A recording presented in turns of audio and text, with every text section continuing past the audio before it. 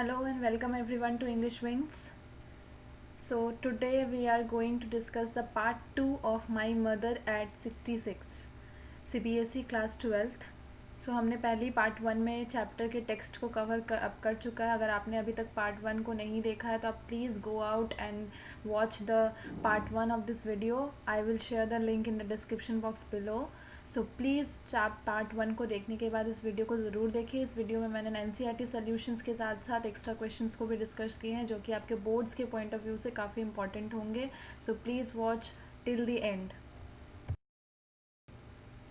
What is the kind of pain and ache that the poet feels. तो यहाँ poet के pen के बारे में बात की गई है कि उनको कैसा पेन फील होता है. When the poet sees the pale and corpse-like face of her mother, her old familiar pain or the ache returns.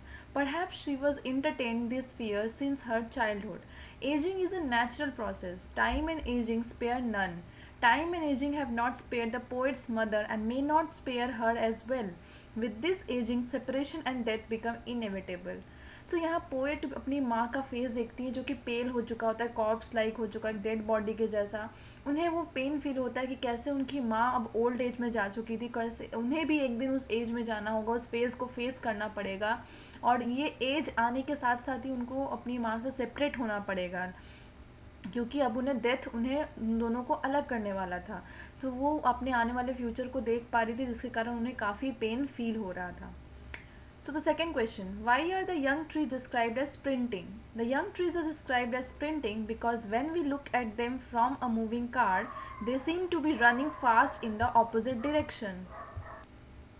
सो यहाँ ट्रीज़ को स्प्रिंटिंग कहा जा रहा है क्योंकि जब भी हम ट्रीज़ को देखते हैं एक मूविंग कार से या मूविंग व्हीकल से जब बाहर की तरफ देखते हैं तो ट्रीज़ मूव करते हुए दिखाई देते हैं. ऐसा लगता है कि वो हमारे ऑपोजिट डायरेक्शन में रन कर रहे हों.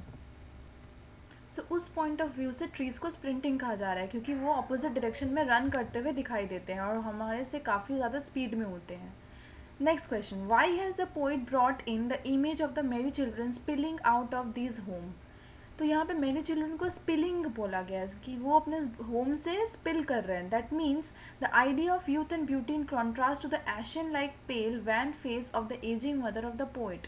जहाँ की उसकी मदर का एजिंग वाला फेस उसे डिसअपॉइंट करता है, उसे पेन देता है, वहीं दूसरी तरफ उसे वो छोटे बच्चों का फेस उसे खुशी देता है, उसे सेटिस्फैक्शन देता है, उसका माइंड डिस्ट्रैक्ट करता है, उसे यूथ और ब्यूटी के बारे में भी फेस कराता है. जहाँ उसकी माँ का फेस देख करके उसे एजिंग और पेल फेस दिखता है, कॉर्प्स, डेथ, इन सब चीज़ों के समझ में आता है. वहीं बच्चों को देखकर उसे यूथ एंड ब्यूटी का भी समझ में आता है. This image emphasizes the fact that the old mother has lost vitality, energy, charm, beauty and youth. तो ये सारी चीज़ों से उसकी माँ डिप्राइव्ड हो चुकी थी, उसकी माँ ये सारी चीज़ों को खो चुकी थी. So the next question, why the mother been compare to the late winter's moon. Late winter's moon को क्यों कंपेयर किया गया है? This is the most important question for this chapter क्योंकि लेट विंटर मून का क्वेश्चन काफ़ी important और काफ़ी ईयर्स में इसे भी देखा गया है. With that age, the mother of the poet has started to lose all its strength and radiance. The poet uses her mother's resemblance to the late winter's moon to suggest her imminent death. Winter, being the last season of the year, is synonymous with dormancy and lifelessness, and a winter moon is also snow white in color, bearing a strong resemblance to her mother, who looks wan and pale to the author. Having lost all her power and beauty, her mother too is in her final phase of life. तो यहाँ वो देखती है कि उसकी mother ने अपनी strength, radiance सब कुछ खो दिया है. उसकी मदर का अब एक लेट विंटर मून से काफ़ी ज़्यादा रिजेंबल करते हैं दोनों चीज़ें, क्योंकि दोनों ही चीज़ों को डेथ रिजेंबल करता है, क्योंकि दोनों ही चीज़ें डेथ के सिम्बॉल्स हैं. इसलिए जब स्नो विंटर्स में लास्ट सीजन जो होता है उसमें डॉर्मेंसी और लाइफलेसनेस देखा जाता है. उस सीज़न में बहुत ही ज़्यादा शांत, स्टिलनेस, एक लाइफलेसनेस की फीलिंग आती है. उसी तरह से विंटर के मून को स्नो वाइट का कलर कहा जाता है, जैसे कि उसकी मदर के हेयर्स अभी हो गए थे, हेयर्स नहीं, wan and pale to the author. और वो चीज़ें अब वैन एंड पेल हो चुकी थी, जस्ट एक डेड बॉडी की तरह दिख रही थी जिसमें कोई शाइन नहीं था, कोई लाइफ नहीं थी, वाइटलिटी नहीं थी. सो ऑल टुगेदर ये कह सकते हैं कि उसकी मदर ने में अब वो लाइफ नहीं बची थी. She has lost all her strength. So the next question is, what do the parting words of the poet and her smile signify. The parting words of the poet, see you soon Amma, क्योंकि उनके पास इतनी करेज थी, इतनी ही वो कह पाई थी, और उसके बाद she left with a hope that she will meet her mother very soon. Both signify her farewell to her mother and an attempt to leave her optimistically and cheerfully. With a positive mind के साथ वो अपनी माँ को वहाँ से bye कहती हैं. These also encourage the poet to empathize with the sense of loneliness that her mother feels when she is aged. और साथ ही साथ वो अपनी माँ को भी लोनली फील नहीं कराना चाहती क्योंकि उन्हें अपने काम के सिलसिले में बाहर जाना ही पड़ता था अपनी माँ को अकेला छोड़कर. Her smile represent her importance in the face of imminent death of her mother. वो अपने स्माइल के पीछे अपनी माँ के डेथ के फियर को छिपा लेने का कोशिश करती हैं. They express her love and concern for her mother as well as the underline pain and difficulty she is feeling in come up with better realisation.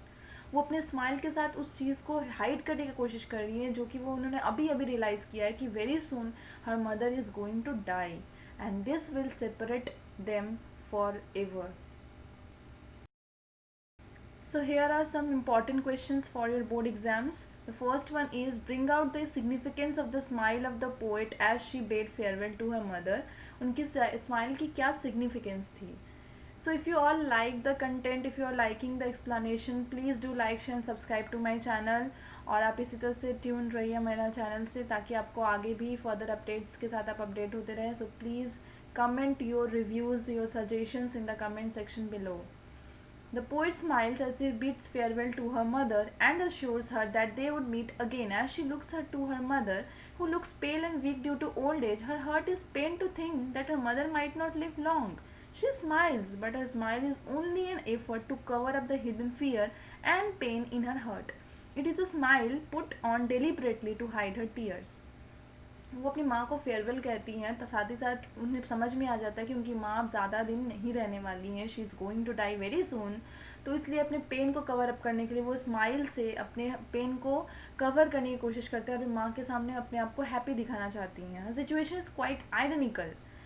Though she tells her mother that she will see her soon, she doubts if she will ever see her alive again. वो अपनी माँ को कहती हैं कि she will meet her very soon, but उन्हें मन ही मन एक डाउट हो जाता है कि क्या वो सच में कभी मिल पाएंगी अपनी माँ से इस तरीके से फिर से. The repetition of the word smile shows that it is a long and cheerful one. The smile is also significant because it must have comforted both the mother and the daughter and kindled in them the hope that the mother would survive long enough for the two to meet again.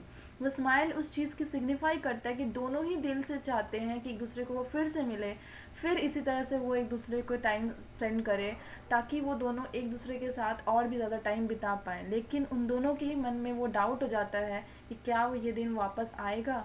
Should though both of them try to cover up their pain with a smile. So the second question is what do the parting words of the poet and her smile signify? तो parting words यहाँ पे उनके क्या थे. See you soon Amma show the pain and fear of losing her mother but she smiles and looked at her mother to give her ailing mother that means sick mother assurance that she will meet her soon. Here one can easily see that she is trying to hide her real feelings of pain and fear from her mother and tries to console herself and mother feel that both they will be able to see each other again.